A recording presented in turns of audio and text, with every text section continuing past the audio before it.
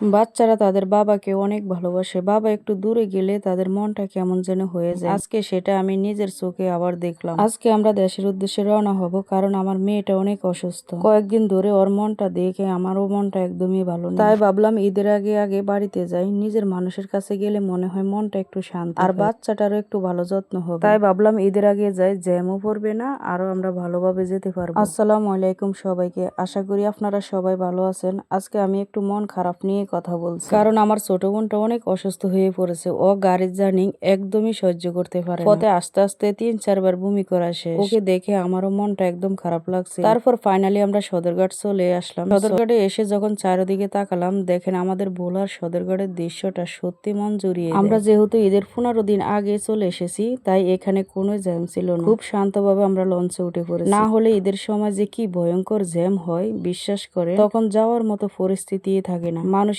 ভিড় আর কষ্ট সব মিলিয়ে একদম অস্থির অবস্থা। আমি আমার বোনকে বললাম, তুই আমাকে একটু সুন্দর করে ভিডিও করে দে, এই নদীর দৃশ্যগুলো রাখতে ইচ্ছা করছে। লঞ্চে আমরা 2টা কেবিন নিয়েছি। আমার বোন এক কেবিনে আছে, আর আমি আমার মেয়েকে নিয়ে আরেক কেবিনে আছি। এই যে আমাদের কেবিন গুলো দেখেন, একটা টিভি আছে কেবিনে, একটা ফ্যান আছে, আর একজনের একটা খাট। আমরা 2টা কেবিন নিয়েছি, 2 বোনের জন্য 2টা। আমার বাচ্চাদেরকে নিয়ে আমি এক কেবিনে থাকবো, আর আমার ছোট বোন তার বাচ্চাকে নিয়ে আরেক কেবিনে থাকবে। সারা রাত লঞ্চে ঘুমিয়ে ঘুমিয়ে যায়, আর সকালে ঘুম ভাঙতে দেখি আমরা গন্তব্য পৌঁছে গেছি। এদিকে আমার জামাই এখন বিদায় নিয়ে চলে যাবে, তাই আমি কিছু ভিডিও করে রাখছিলাম স্মৃতি হিসাবে। কিন্তু আমার 2টা মেয়ের মন একদমই খারাপ হয়ে গেছে। এই জন্য আমি আমার জামাইকে বলছি যে এখন কেমন লাগে, বলতেছে যে অনেক খারাপ লাগতেছে, কারণ আমরা ঈদের 15 দিন আগে চলে। ঈদে তো অনেক জ্যাম, এই জন্য আমরা বাচ্চাদেরকে নিয়ে আগে চলে আসলাম। আর বাচ্চা একটু অসুস্থ, তাই ভাবলাম যে গ্রামে যেয়ে থাকি। ঈদের পরে বাচ্চাদেরকে নিয়ে বেড়ানো যায় না, স্কুল মুক্ত সবকিছু খোলা থাকে। এখন তার বাবা চলে গেছে, এই জন্য আমার ছোটটা শুধু কান্না করে। দেখেন আমি কিভাবে ভুলাইতে আছি, বাচ্চাকে নিয়ে খেলা করি, তারপরও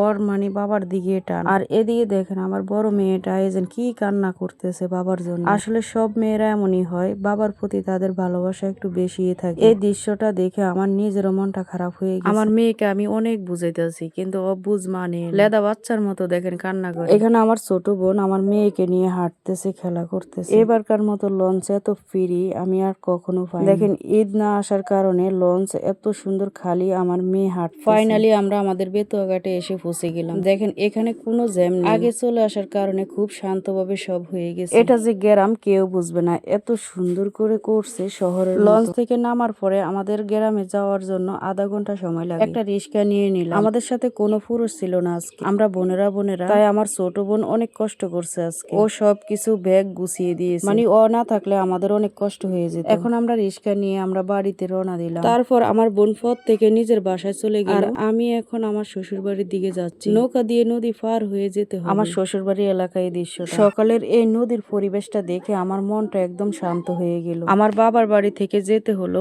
এই নৌকাটা পার হইতে। সকাল সকাল জেলে কাকারা মাছ ধরতেছে নদীতে। তারপর বাড়িতে এসে দেখি আমার শাশুড়ি ভাত রান্না করতেছে। এই দৃশ্যটা দেখে মনে হলো সত্যি